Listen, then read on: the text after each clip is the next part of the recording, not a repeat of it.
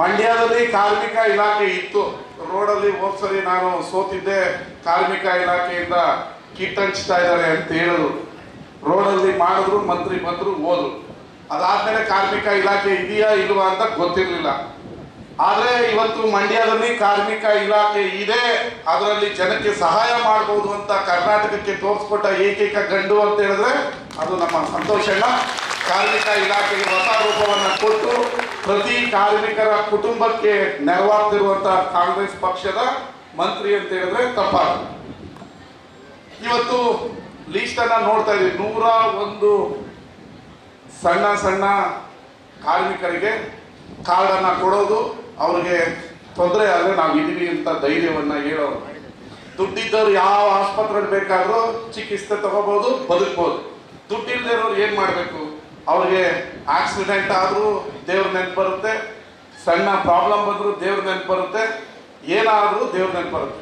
ಇವತ್ತು ಕಾರ್ಮಿಕ ಇಲಾಖೆ ನಿಮ್ಮೆಲ್ಲರ ಪಾಲಿನ ದೇವರು ಅಂತ ಹೇಳಿದ್ರೆ ತಪ್ಪಾಗುತ್ತೆ.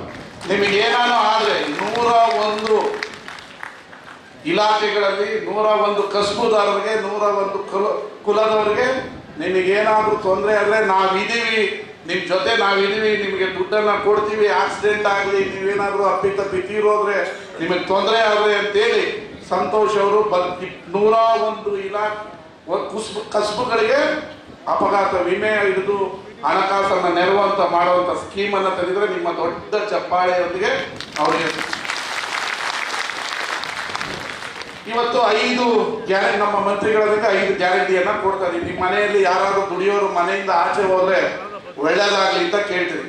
ನೀವಿವತ್ತು ತಿಂಗಳಾದ್ರೆ 2,000 ರೂಪಾಯಿ ಬರುತ್ತೆ, ಕರೆಂಟ್ ಬಿಲ್ ಕಟ್ಟಂಗಿಲ್ಲ, ಬಸ್ ಅಲ್ಲಿ ಬಸ್ ಚಾರ್ಜ್ ಕೊಡಂಗಿಲ್ಲ, ವಿದ್ಯಾರ್ಥಿಗಳಿಗೆ ಬರುತ್ತೆ. ನೀವು ಮನೆಯವ್ರಿಗೆ ಏನ್ ಹೇಳ್ತೀರಿ? ಅವ್ನು ಒಳ್ಳೇದಾಗ್ಲಿ ಅಂತೀರಿ. ಯಾಕೆ ನೀವು ಸರ್ಕಾರಕ್ಕೆ ಒಳ್ಳೇದಾಗ್ಲಿ ಅಂತ ಹೇಳಲ್ಲ, ಮಂತ್ರಿಗಳು ಒಳ್ಳೇದಾಗ್ಲಿ ಅಂತ ಹೇಳಲ್ಲ, CM ಒಳ್ಳೇದಾಗ್ಲಿ ಅಂತ ಹೇಳಲ್ಲ, ಉಪಮುಖ್ಯಮಂತ್ರಿಗಳು ಒಳ್ಳೇದಾಗ್ಲಿ ಅಂತ ಹೇಳಲ್ಲ, ಚಲುವರಾಯಸ್ವಾಮಿ ಒಳ್ಳೇದಾಗ್ಲಿ ಅಂತ ಹೇಳಲ್ಲ.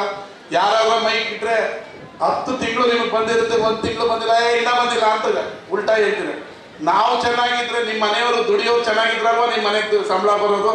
ಸರ್ಕಾರ ನಡೆಸೋರು, ಸರ್ಕಾರ ಈ ಸ್ಕೀಮ್ ಅನ್ನ ತಂದವ್ರು ಚೆನ್ನಾಗಿದ್ರಲ್ವಾ ನಿಮ್ ತಿಂಗಳಿಗೆ 2,000 ರೂಪಾಯಿ ಟನ್ ಅಂತ ಬರೋದು? ಕರೆಂಟ್ ಬಿಲ್ ಕಟ್ಟಲ್ಲ. ಈ ಹಿಂದೆ ಕೂಡ ಸರ್ಕಾರಗಳಿತ್ತು, ಯಾಕೆ ಮಾಡ್ಲಿಲ್ಲ? ಹೌದು, ನಾವು ಟ್ಯಾಕ್ಸ್ ಕಟ್ಟೋ ದುಡ್ಡಲ್ಲಿ ನಿಮಗೆ 2,000 ರೂಪಾಯಿ ಕೊಡ್ತಾ ಇದೀವಿ, ಕರೆಂಟ್ ಬಿಲ್ ಫ್ರೀ ಕೊಡ್ತಾ ಇದೀವಿ, ಬಸ್ ಫ್ರೀ ಕೊಡ್ತಾ ಇದೀವಿ, ಹೌದು ಸತ್ಯ. ಆದ್ರೆ ಹಿಂದೆನೂ ಟ್ಯಾಕ್ಸ್ ಕಲೆಕ್ಟ್ ಮಾಡ್ತಿದ್ರಲ್ಲ ಬಿಜೆಪಿ ಅವರು, ಜನತಾದಳದವ್ರು, ಯಾಕೆ ಕೊಡ್ಲಿಲ್ಲ? ನಿಮಗೆ ಕೊಡ್ಬೇಕಲ್ಲ. ಕೊಡ್ಬೇಕಾದ್ರೆ ತಾಯಿ ಹೃದಯ ಇರಬೇಕು.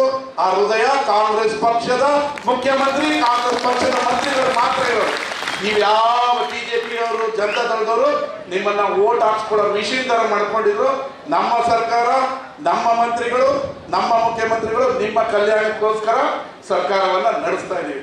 ಇದು ನಿಮ್ಮ ಮನದಲ್ಲಿ ಇಟ್ಕೊಳ್ಳಿ. ಅವ್ರಿಗೆ ದಿನ ನೀವು ಪೂಜೆ ಮಾಡುವಾಗ, ದಿನ ಹೋಗುವಾಗ ಈ ಸರ್ಕಾರಕ್ಕೆ ಒಳ್ಳೇದಾಗ್ಲಪ್ಪ, ಸಿದ್ದರಾಮಯ್ಯ ಒಳ್ಳೇದಾಗ್ಲಿ, ಸಂತೋಷನಿಗೆ ಒಳ್ಳೇದು. ಯಾಕೆಂದ್ರೆ ನಿಮ್ಗೆ ದುಡ್ಡು ಬರ್ಬೇಕಲ್ಲ.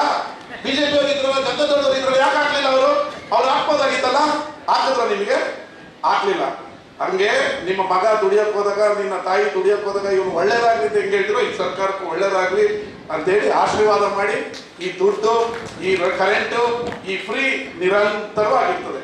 ಹಾಗೆ ಮಂಡ್ಯದಲ್ಲಿ 100 ವರ್ಷಗಳಿಂದ ಏನು ಸಮಸ್ಯೆ ಇತ್ತು, ಹಕ್ಕುಪತ್ರ ಸಮಸ್ಯೆ, ಸರ್ ಮಂತ್ರಿಗಳೇ, ಆ ಸಮಸ್ಯೆಯನ್ನ ಬಗೆಹರಿಸಿದ್ವಿ. 1,000 ಮಂಡ್ಯ ನಗರದ ಹಕ್ಕುಪತ್ರ ರೆಡಿ ಇದೆ. ನೀವು ಮುಖ್ಯಮಂತ್ರಿ ಯಾವತ್ತು ಕರ್ಕೊಂಡ್ಬರ್ತೀರ ಹೇಳಿ, ಅವತ್ತು ಮಂಡ್ಯ ನಗರದ ಹಕ್ಕುಪತ್ರ ಯಾರ್ಯಾರಿಲ್ಲ ಅವರಿಗೆ ವಿತರಣೆ ಮಾಡುವಂತ ಕಾರ್ಯಕ್ರಮವನ್ನ ಅದ್ದೂರಿಯಾಗಿ ಮಾಡೋಣ.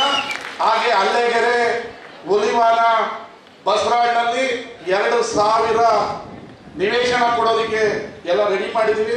ಅದನ್ನು ಮುಖ್ಯಮಂತ್ರಿಗಳು, ನಮ್ಮ ಮಂತ್ರಿಗಳು ಯಾವಾಗ ಕರ್ಕೊಂಡ್ಬರ್ತಾರೋ ಆ ವೇದಿಕೆಯಲ್ಲಿ ಅಲ್ಲೆಗೆರೆ, ಹುಲಿವಾನ, ಬಸರಾಳಲ್ಲಿ ನಿವೇಶನ ಇಲ್ಲದಿರೋರಿಗೆ ನಿವೇಶನ ಹಂಚ ಕಾರ್ಯಕ್ರಮವನ್ನು ಕೂಡ.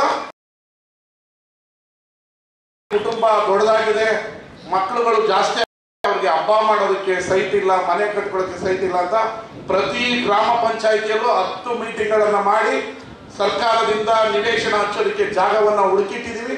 ನಮ್ಮ ಮಂತ್ರಿಗಳು, ಮುಖ್ಯಮಂತ್ರಿಗಳು ಸಮಯ ಕೊಟ್ಟ ಸಂದರ್ಭದಲ್ಲಿ 5,000 ಜನಕ್ಕೆ ಉಚಿತವಾಗಿ ಸರ್ಕಾರದಿಂದ ನಿವೇಶನವನ್ನ ಕೊಡ್ತೀವಿ. ಇದು ಕಾಂಗ್ರೆಸ್ ಪಕ್ಷದ ದಾಖಲೆ, ಇದು ಚಲುವರಾಯಸ್ವಾಮಿ ಅವರ ದಾಖಲೆ, ಇದು ರವಿಕುಮಾರ್ ಅವರ ದಾಖಲೆ.